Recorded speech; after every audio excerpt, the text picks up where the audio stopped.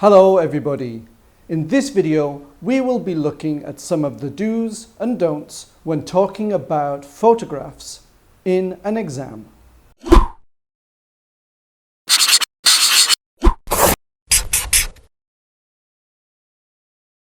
Before you have to actually start speaking about the photograph, you will be given a period of time to study the image. Use this period of time wisely. Don't try to form sentences. Don't sit there trying to remember how you could make the present perfect or the second conditional. Just study the image. Let ideas and words come to you. Just think about what the image is saying to you. When you do start to talk about the photograph, don't start with a sentence like, "In this photo, I can see whatever."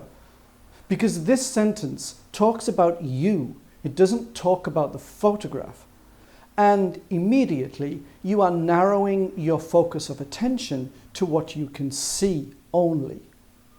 Let's have an example. Take a few moments to study this photo. Think about the words, the expressions and emotions that come to you when you see the photo. Fire is an obvious one, but what about flames, blaze, inferno? Danger and fear are obvious emotions by looking at the boy's face, but remember, a photo doesn't just have a foreground. So take a look at what is happening beyond the main focus of the photo. Here we have the opportunity to talk about being brave, having responsibility, and being calm under pressure. And we can contrast these emotions and reactions to those of the boy. Then we have the 5 senses. Obviously, we can see the raging inferno sweeping across the field, destroying everything it comes into contact with. But think about the sound of the fire. What words can we use? The cracking of the wood, perhaps, the roar of the flames. Then there are the senses of smell and taste, the smoke filling the boy's nose, or even better, his nostrils, and choking the back of his throat. Think about the sense of touch, the intense, overwhelming heat burning the boy's back. Finally, think about the story that could go with the photo.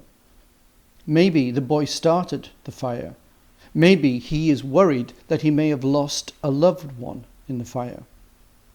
Speculating on possible scenarios from the photograph gives you the opportunity to talk in the subjunctive, demonstrating an even greater command of the English language. In an exam, you may be asked to talk about 2 or 3 photos that have contrasting and yet similar themes. It is very important that you focus your talk on those similarities and contrasts rather than talking about the photographs individually. For example, here we have 2 photos of people on swings. They may inspire you to talk about how we feel about things as we grow older, or maybe how important it is to stay young at heart, or how important it is to create memories for when we are old. Use aspects and details of the photos as examples. If you don't know or you can't remember the exact word for something in a photo, don't waste your time trying to remember it. Remember, silence is deadly. Far better to use words that are similar or that will in some way describe what it is that you want to say. For example, if you don't know or can't remember swing, then say something like a child's toy or a child's game or a child's plaything. Anything is better than silence. And then simply state that you are not sure of the exact word in English. Remember, these exams are here to test your ability to talk in English as if it's in a natural surrounding. And in the real world, if you don't know the English word for something, you will express that you don't know it and find other words to use instead. So it is therefore perfectly acceptable in an exam to do the same thing. Talking about photos is a great way to practice your English, even if you are not preparing for an exam.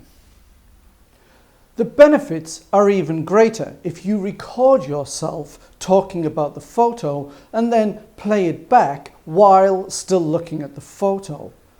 Make a mental note, or even better, a written note of all the mistakes you made and things that you forgot to mention that you wish you had mentioned. And that's it. I'd like to take this opportunity to thank my friend Vuk for allowing me to use his photos in this video. Go and check out his Facebook page where you will see a lot more of his photos which you can use as exercises to practice talking about photos. And also, don't forget to check us out on Facebook and Instagram. Bye bye now.